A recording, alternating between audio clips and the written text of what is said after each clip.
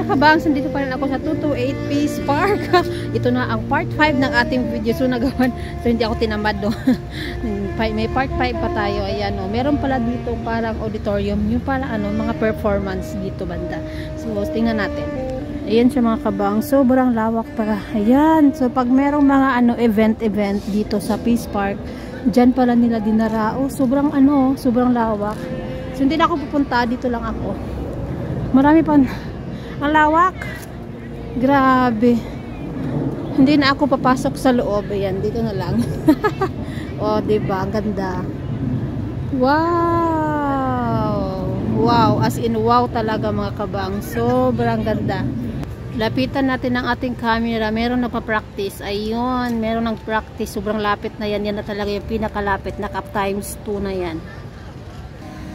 Ayan, ganito kalawak ang ano, 228 Peace Park. Parang maliit lang tingnan sa labas pag nasa labas ka. Pero, pag dito ka na talaga sa loob, ay napakalawak talaga. As in, super, super lawak. Grabe. Tapos, ang daming upuan. Anywhere. Pwede ka makakaupo. Pag mapagod ang tuhod mo, kakatlakad-lakad. O, diba? Bongga! Ayun, lapitan natin ang ating camera. So, doon banda ay merong mga palaruan ng mga bata. So, hindi na ako pupunta doon. Ayun, merong estatwa ng ano, horse. Ayan, so horse, ayan, ako yan, charis. Ako ay year of the horse, no? Lapitan natin ha. Ayan, yan, o diba? Tapos ito, lapitan lang din natin. Hindi na ako pupunta doon, pagod na ako eh. So yun naman yung, makikita niyo na green, dyan naman yung kampana na gold sa iba, lalin yan dyan. May picture ako dyan dati. Ayoko na maghanap, basta nakapunta na ako dyan banda. So ayoko na pumunta doon. Hinihingal na talaga ako mga kabang. Sorry naman. Siyan, ganyan siya sa malayuan. Ayan. So hindi ko na pupuntahan doon. Hanggang dito na lang. So exit na yan dyan sa labas. Doon may mga palaruan doon banda. Ayan. So malawak talaga siya mga kabang. So ito na yung part 4. So final na ito.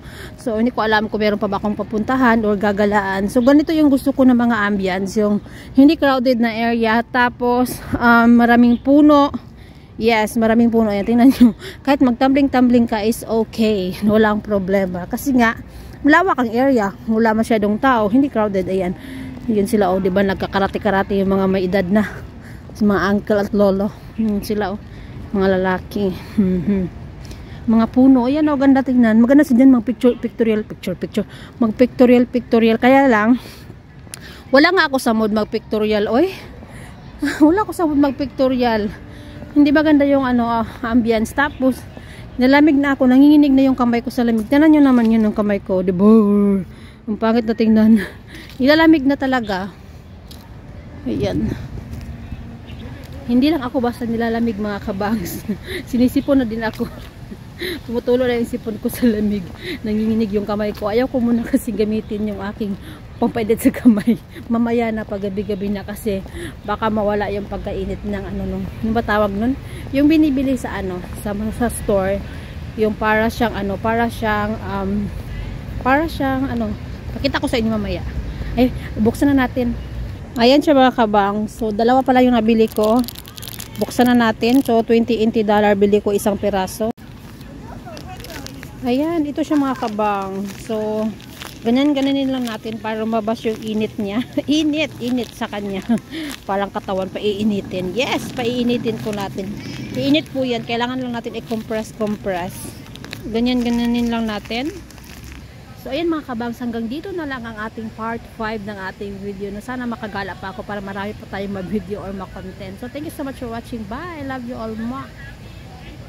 Magpapakit ko.